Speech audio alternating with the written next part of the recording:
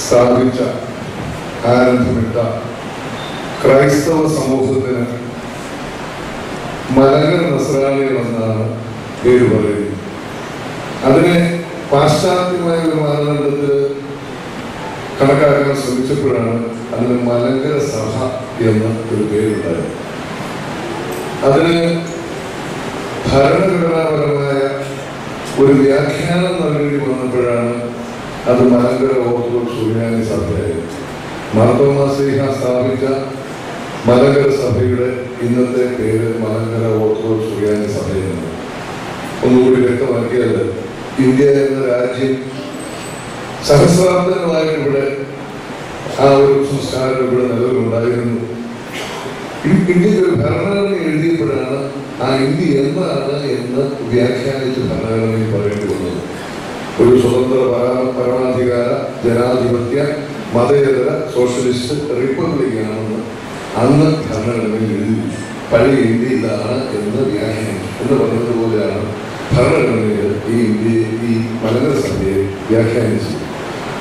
ഈ മലങ്കര സഭയുടെ തലപ്പള്ളി ഏതാണ് എന്ന് ചോദിച്ചാൽ പഴയ രേഖകൾ അനുസരിച്ച് അങ്കമാലി നിരണവുമാണ് മലങ്കര സഭയുടെ തലപ്പള്ളി. എന്നാൽ മലങ്കര ഓർത്തഡോക്സ് സുറിയാനി സഭ എന്ന വ്യാഖ്യാനത്തിലെ ഓർത്തഡോക്സ് സുറിയാനി എന്നീ രണ്ട് വിശദീകരണങ്ങൾ അനുസരിച്ചുള്ള തലപ്പള്ളി ഏതാണ് എന്ന് ചോദിച്ചാൽ അത് ചെങ്ങന്നൂർ തമ്പുരാനക്കത്തമ്മയുടെ നാമത്തിലുള്ള ഈ പള്ളിയാണെന്ന് പറയേണ്ടി വരും. കാരണം മലങ്കര സഭയുടെ രണ്ട് സ്വഭാവങ്ങളായി കാണിച്ചിരിക്കുന്ന ഓർത്തഡോക്സും സുറിയാനിയും ഇന്ന് സഭയിൽ നിലനിൽക്കുന്നത് ചെങ്ങന്നൂരുമായി ബന്ധപ്പെട്ട രണ്ട് സംഭവങ്ങളും രണ്ട് പിതാക്കന്മാരുമാണ്. രണ്ടുപേരും ഈ നാട്ടുകാരല്ല, പാശ്ചാത്യ സുറിയാനിക്കാരാണ്. രണ്ടുപേരും എപ്പിസ്കോപ്പമാരായിരുന്നു. രണ്ടുപേരുടെയും പേര് ഈവാനിയോസ് എന്നായിരുന്നു. ഒന്നാമത്തെ ആള് കോതമംഗലത്ത് കബറടങ്ങിയിരിക്കുന്ന എൽദോ ബസിലിയോസ് ബാവയുടെ കൂടെ കേരളത്തിലെത്തി ഏകദേശം 10 വർഷക്കാലം ഇവിടെ ജീവിച്ച ശേഷം കാലം ചെയ്ത് മോണന്തുരുത്തിൽ കബറടങ്ങുകയും ചെയ്ത ഈവാനിയോസ് ഖാദിയാണ്. അദ്ദേഹം 1686 നിരണത്തുപള്ളിയിൽ കബറടങ്ങിയിരിക്കുന്ന രണ്ടാം മാർത്തോമാ മെത്രാപ്പൊലീത്തന്റെ കാലം ചെയ്തതിനെ തുടർന്ന് ചെങ്ങന്നൂർ പള്ളിയിൽ ഈ പള്ളിയിൽ ഒരു മലങ്കര സഭയുടെ ഒരു പള്ളി യോഗം അല്ലെങ്കിൽ സുന്നതദോസ് അല്ലെങ്കിൽ ഇന്നത്തെ ഭാഷയിൽ അസോസിയേഷൻ വിളിച്ചു. നമുക്കെല്ലാവർക്കും അറിയാവുന്ന ഒരു കാര്യമുണ്ട്. പോർട്ടുഗീസുകാർ വരുന്നതിന് മുമ്പ് കേരളത്തിലെ മലങ്കര സഭ നെസ്തോറിയൻ വിശ്വാസത്തിലായിരുന്നു. ബാഗ്ദാദിലെ കാതോലിക്കയുടെ ആത്മീയ അധികാരത്തിന് കീഴിലായിരുന്നു. അതിനുശേഷം പോർട്ടുഗീസുകാരുടെ വരവും ഉദയപേരും സുന്നതദോസും അതിനെ റോമാ പാപ്പായുടെ കീഴിലും കത്തോലിക്ക വിശ്വാസത്തിലുമാണ്. 1653 കൂനിൻ കുരിശില് റോമാ പാപ്പായെയും റോമൻ കത്തോലിക്ക വിശ്വാസ സംഹിതയും തള്ളിപ്പറഞ്ഞുവെങ്കിലും യഥാർത്ഥത്തിൽ എന്താണ് സത്യവിശ്വാസത്തിലേക്ക് മടങ്ങിപ്പോയി എന്ന് പറയുന്ന സത്യവിശ്വാസം എന്ന് ഒരു വിശദീകരണമോ വ്യാഖ്യാനമോ അന്ന് നൽകിയിട്ടില്ല. നൽകാവുന്ന ഒരു സാഹചര്യവുമല്ലായിരുന്നു. മർദ്ദമാവുന്നവരെ പീഡ അതുപോലുള്ള ഒരുപാട് കാരണങ്ങളുണ്ട്.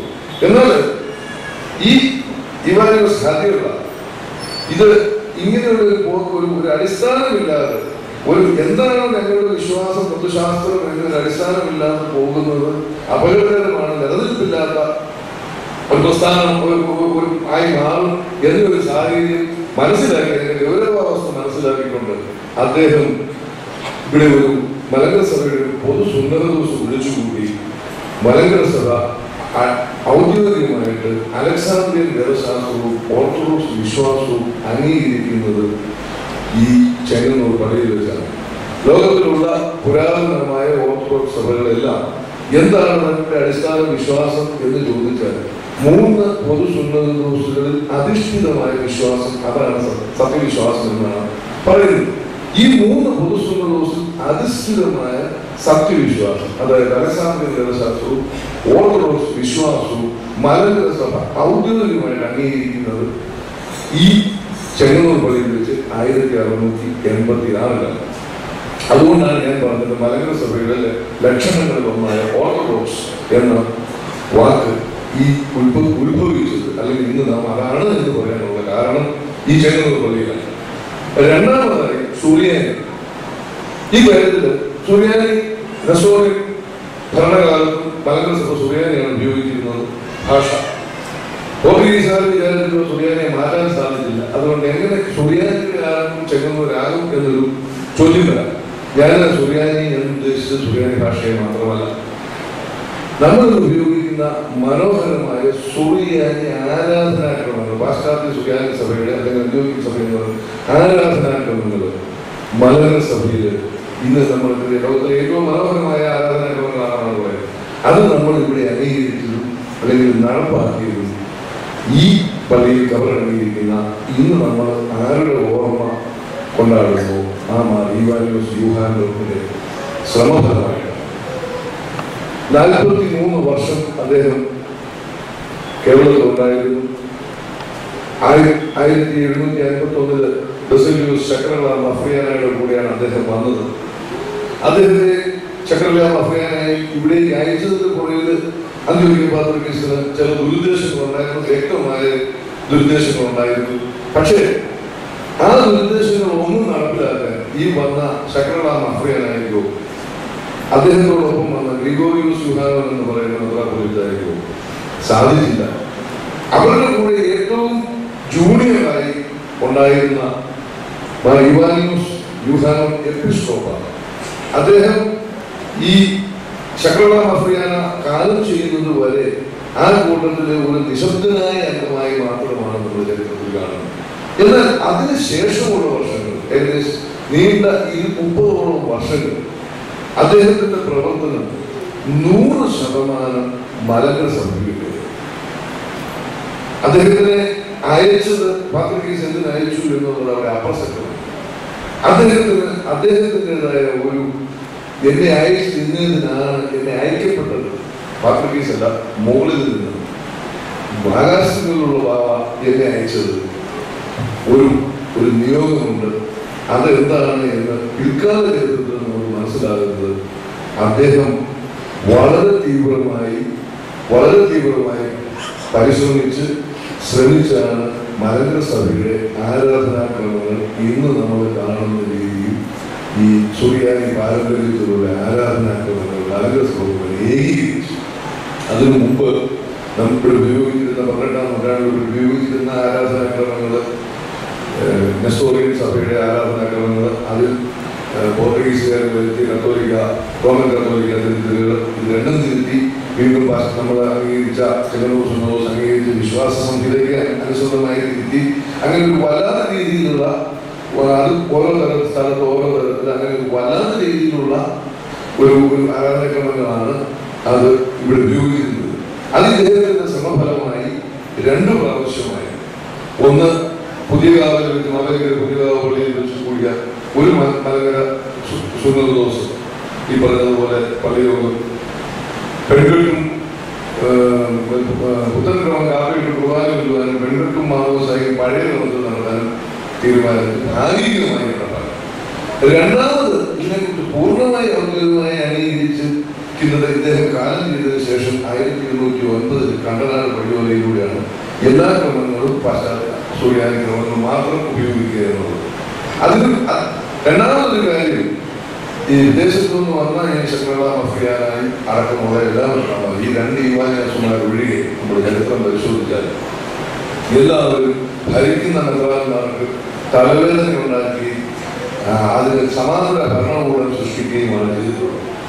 ഈ 2 അതിന്റെ ഈവാനിയോസ് അദ്ദേഹം വെറും 10 കൊല്ലം മാത്രമേ ജീവിച്ചിരുന്നുള്ളൂ. ഇവിടെ കേരളത്തിലുണ്ടായിരുന്നു. അദ്ദേഹം 2 മാർത്തോമ മെത്രാന്മാരെ വാഴിച്ചു. ഈ ആഴ്ചയിൽ തന്നെ കടമ്പനാട്ട് പള്ളിയിൽ ഓർമ്മ കൊണ്ടാടുന്ന 3-ാം മാർത്തോമായി, കണ്ടനാട് പള്ളിയിൽ അടക്കിയിരിക്കുന്ന 4-ാം മാർത്തോമായി അദ്ദേഹമാണ് വാഴിച്ചത്. അദ്ദേഹം ഉപദ്രവം ചെയ്യുന്ന ഒരു വ്യക്തിയല്ല, ഉപകാരം ചെയ്ത വ്യക്തി. അദ്ദേഹത്തിന് നീണ്ട 43 വർഷം കേരളത്തിൽ ജീവിച്ച ഈ ഈവാനിയോസ് യൂഹാനോൻ അദ്ദേഹം ഒരിക്കലും പോലും അന്ന് ഭരിച്ചുകൊണ്ടിരിക്കുന്ന വലിയ പുത്തൻകാവ് പള്ളിയിൽ കവറടങ്ങിയിരിക്കുന്ന വലിയ എതിരായി യാതൊന്നും ചെയ്തു ചെയ്തതിന് യാതൊരു രേഖയില്ലെന്ന് മാത്രമല്ല എല്ലാ സമയത്തും അദ്ദേഹത്തോടൊപ്പം നിൽക്കുന്ന ഒരു കാഴ്ചയാണ് നാം കാണുന്നത്. ഇദ്ദേഹത്തോടൊപ്പം പറഞ്ഞ ഗ്രിഗോറിയോസ് യൂഹാനോൻ കാട്ടമങ്ങാട്ടുമാരെ ബദൽ മെത്രാനായി വാഴിക്കുമ്പോൾ അതിനെതിരായി വലിയ മാർ ദിവന്യാസൂസനോടൊപ്പം ശക്തമായി പ്രവർത്തിക്കുന്ന ഒരു മാർ ഇവാനിയോസിനെയാണ് ചരിത്രത്തിൽ കാണുന്നത്. അദ്ദേഹം കാലം ചെയ്തതിന് നൂറ്റാണ്ട് മുമ്പ്, കൃത്യമായി പറഞ്ഞാൽ 1769 അദ്ദേഹത്തെ തിരികെ അദ്ദേഹത്തിന്റെ നാട്ടിലേക്ക് സിറിയയിലേക്ക് കൊണ്ടുപോകാനായി അദ്ദേഹത്തിന്റെ സഹോദരൻ ഇബ്രാഹിം എന്ന് പറയുന്ന ആൾ കേരളത്തിൽ, അദ്ദേഹം ആ സഹോദരന്റെ കൂടെ തിരികെ നാട്ടിലേക്ക് പോയില്ല. നമുക്കൊക്കെ അറിയാം, എല്ലാവരും വയസ്സാകുമ്പോൾ തിരിച്ച് നാട്ടിൽ പോകണം, ഏത് നാട്ടിലാണെങ്കിലും തിരിച്ച് നാട്ടിൽ പോകണം ഒരു ആഗ്രഹമുള്ളവരാണ്. പക്ഷെ അദ്ദേഹം തിരിച്ചു പോയില്ല. കാര്യം ഞാൻ മുമ്പ് പറഞ്ഞതുപോലെ അദ്ദേഹത്തിന് ഒരു ദൗത്യം ഉണ്ടായിരുന്നു എന്ന് അദ്ദേഹം വിശ്വസിച്ചിരുന്നു. അതുമല്ലാതെ മറ്റു കാരണങ്ങളൊന്നും കാണുന്നില്ല. ഇതിന്റെ രസകരമായ ഒരു വസ്തുത, ഈ ഇദ്ദേഹത്തിന്റെ സഹോദരൻ ഇദ്ദേഹത്തെ കൊണ്ടുപോകാൻ വന്നതിന് ശേഷം ഇദ്ദേഹത്തിന്റെ കൂടെ ഉണ്ടായിരുന്ന ഇദ്ദേഹത്തിന്റെ സീനിയറായ ഗ്രിഗോറിയോസ് യൂഹാനോൻ എന്ന് പറയുന്ന മെത്രാൻ വിരമിക്കുന്നു. അദ്ദേഹത്തെ കൊണ്ടുപോകാൻ, ഇവാനിയോസിനെ കൊണ്ടുപോകാൻ സഹോദരൻ ഇബ്രാഹിം ഇവിടെ വന്നു. ഇതുപോലെ വല്ലവരും എന്നെ ഒന്ന് കൊണ്ടുപോകാൻ വന്നിരുന്നെങ്കിൽ ഞാൻ ഇവിടുന്ന് തിരിച്ചു പോവേനെ, എന്നെ ആരും കൊണ്ടുവരാൻ വരുന്നില്ലല്ലോ എന്ന് വിലപിക്കുന്നുണ്ട്. ഇത് ഞാൻ കേട്ട് ഐതിഹ്യത്തിൽ ആസ്പദമാക്കി പറയുന്നത് രേഖകളുള്ള സംഗതികളാണ് ഞാൻ പറയുന്നത്. ഐതിഹ്യം നല്ല വ്യക്തമായി ഇദ്ദേഹം ഇങ്ങനെ പാത്രക്കേസിൽ എഴുതുന്നുണ്ട്, എന്നെ ആരും കൊണ്ടുപോകാൻ വരുന്നത്. ഒന്നുകൂടി നമ്മൾ മനസ്സിലാക്കണം, ഈ ഗ്രിഗോറിയോസ് യൂഹാനോൻ കാലം ചെയ്യുമ്പോൾ അദ്ദേഹത്തിന്റെ കയ്യിൽ അന്നത്തെ 1,40,000 രൂപ, ഏകദേശം 14 കോടി രൂപയെങ്കിലും വരുന്ന പണം കയ്യിലുണ്ടായിരുന്നു. അദ്ദേഹം അത്രയും പണം കയ്യിലുണ്ടായിരുന്ന സ്വാഭാവികമായും അദ്ദേഹം കാലം ചെയ്യുന്ന 3 വർഷം മുമ്പാണ് ഈ സംഭവം നടക്കുന്നത്. ഏകദേശം അതിനടുത്ത തുകയൊക്കെ തന്നെ അന്ന് അദ്ദേഹത്തിന്റെ കയ്യിലുണ്ടായിരുന്നു. അങ്ങനെ ഒരു മനുഷ്യൻ നിരാശാഭരിതനായി പറയുന്നത് എനിക്കൊന്ന് തിരിച്ചു പോകാൻ ആരെങ്കിലും വന്നത് ഞാൻ പോയ കാലം. എന്നാൽ ഈ പിതാവിന്റെ കയ്യിൽ അദ്ദേഹം വീണ്ടും അനേക വർഷങ്ങൾക്ക് ശേഷം കാലം ചെയ്യുമ്പോഴും എന്തെങ്കിലും നീക്കിയിരിപ്പോ പണമോ ഉള്ളതായി യാതൊരു രേഖകളുമില്ല. അപ്രകാരമുള്ള ഒന്നും ഒരു സുരക്ഷിതത്തിനുള്ള ഒരു പണവും കയ്യിലില്ലാത്ത വ്യക്തി അദ്ദേഹത്തെ കൊണ്ടുപോകാൻ സ്വന്തം സഹോദരൻ വന്നിട്ടും തിരിച്ചു പോയില്ലെങ്കിൽ അതിന്റെ അർത്ഥം എന്തിന് അദ്ദേഹം അയക്കപ്പെട്ടു എന്ന് അദ്ദേഹം വിശ്വസിക്കുന്നു, അതിനു വേണ്ടി നിലകൊണ്ടു എന്നുള്ളതാണ്. അതിൻ്റെതായ ഗുണഫലങ്ങൾ ഉണ്ടായിട്ടുണ്ട്. നമുക്കറിയാം, 43 വർഷം കേരളത്തിൽ ജീവിച്ചിരുന്ന ഒരു വ്യക്തി സ്വാഭാവികമായും മലയാളം നന്നായി കഴിയും. പണ്ഡിതരായ അനേകം ആളുകളെ, അതിൽ വളരെ വളരെ കുറഞ്ഞ വർഷങ്ങൾ പഠിക്കും മലയാള പണ്ഡിതരായ വിദേശികളെ നമുക്കറിയാം. അർണോ സുബാദ്രി, പൗലോ സുബാദ്രി, ഹർമൻ കുണ്ടട്ട്, ബെഞ്ചമിൻ പേരി, ഇവരൊക്കെ അതൊക്കെ വളരെ കുറഞ്ഞ കാലങ്ങളിൽ ജീവിച്ച് മലയാള ഭാഷയിൽ കൃത്യത എഴുതിയിട്ടുള്ളവരാണ്. അപ്പൊ സ്വാഭാവികമായി അദ്ദേഹം ഈ 43 വർഷത്തിന്റെ ഇടയിൽ, ദീർഘമായ 43 വർഷത്തിന്റെ ഇടയിൽ മലയാള ഭാഷ നന്നായി പഠിക്കാതിരിക്കാൻ സാധ്യതയില്ല. അദ്ദേഹം ഒരു പിതാവ് ബഹുമാനിതനാകുന്ന പുത്രന്മാരിൽ കൂടിയാണെന്നും ഒരു ഗുരു ബഹുമാനിതനാകുന്നത് ശിഷ്യന്മാരിൽ കൂടിയാണെന്നും ഒരു ചൊല്ലും.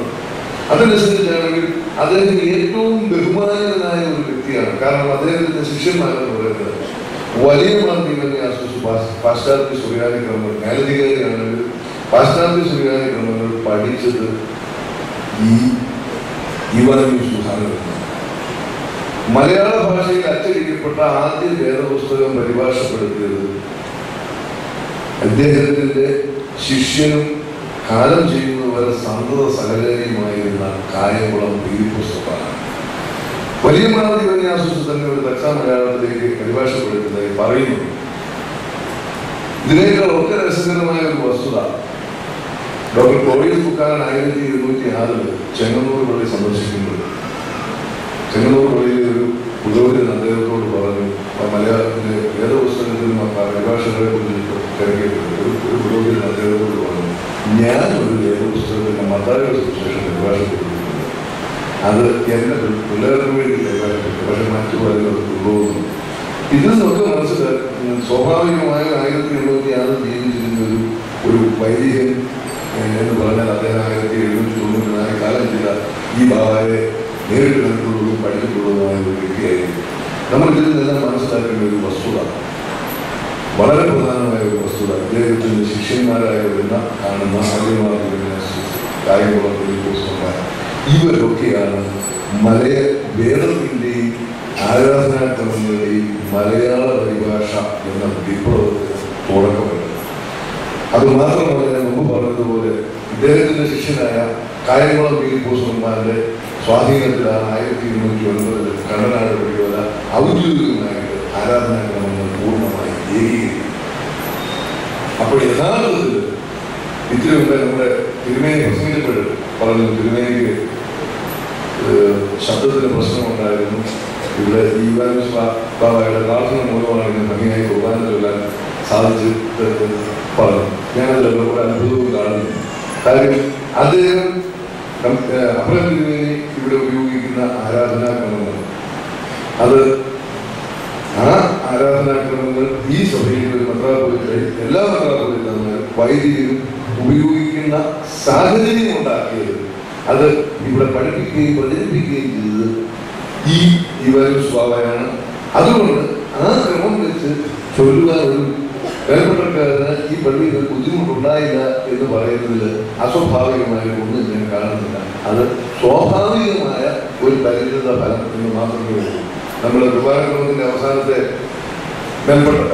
മേന്മാനുള്ള പാട്ടിന്റെ അവസാനം ഇത് എഴുതിയ യാക്കോബും നെൽപ്പാനും നല്ല ഓർമ്മ ഉണ്ടാകട്ടെ എന്ന് പറയുന്നത് പോലെ ഈ ദശാവധി കുർബാന ചൊല്ലുമ്പോൾ മനസ്സിൽ ഓർമ്മയില്ലെങ്കിൽ പോലും ഓട്ടോമാറ്റിക്കായിട്ട് ഓർത്തു പോകപ്പെടുന്ന പെടേണ്ട വ്യക്തികൾ പെടുന്ന വ്യക്തിയാണ് ഈ ഈവാനുസ്വാഭാവം. ഞാൻ ദീർഘിപ്പിക്കുന്നില്ല. അദ്ദേഹം മലങ്കര സഭയ്ക്ക് ചെയ്ത ഏറ്റവും വലിയ ഉപകാരം ഞാൻ പറഞ്ഞതുപോലെ പ്രഗത്ഭരായ ശിഷ്യന്മാരുടെ ഒരു നിരയെ അദ്ദേഹം വാർത്തെടുത്തു. ഫിലിപ്പോസ് റഹ്മാൻ അദ്ദേഹത്തിന്റെ ശിഷ്യനാണ്. ഫിലിപ്പോസ് റഹ്മാന്റെ ശിഷ്യനാണ് വേപ്പാട് മെത്രാൻ.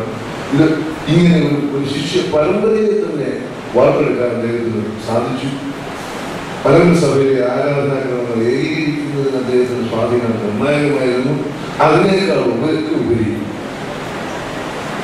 പാശ്ചാത്യ സുറിയാനി പാരമ്പര്യത്തിൽ നിന്ന് വരുന്നൊരു മേൽപ്പത്തക്കാരൻ ഭരിക്കാതെ തൻ്റെ ദൗത്യം നിർവഹിച്ചുകൊണ്ട് ഗുരുവും ഉപദേശകനുമായി എങ്ങനെ ഇരിക്കാം എന്ന് വ്യക്തമായ ഒരു മാതൃക കൂടി ഇട്ടിട്ടാണ് അദ്ദേഹം പോയത്. ഞാൻ ഈ പള്ളിയെ ചിലപ്പോൾ പക്ഷേ ഈ പള്ളിയെ പ്രത്യേക സാഹചര്യം കൊണ്ടാകാം അദ്ദേഹത്തിന് ലഭിക്കേണ്ട ബഹുമാനം പൂർണ്ണമായി ലഭിച്ചിട്ടുണ്ടോ എന്ന് എനിക്ക് സംശയമുണ്ട്. ഈ പള്ളിയെക്കുറിച്ച് ഇത്രയും ഞാൻ ആദ്യം പറഞ്ഞതുപോലെ മലങ്കര ഓർത്തഡോക്സ് സുറിയാനി സഭയിലെ ഓർത്തഡോക്സും സുറിയാനിയും ഈ ചെങ്ങന്നൂർ പള്ളിയിൽ നിന്ന് വന്നിരുന്നതാണ്.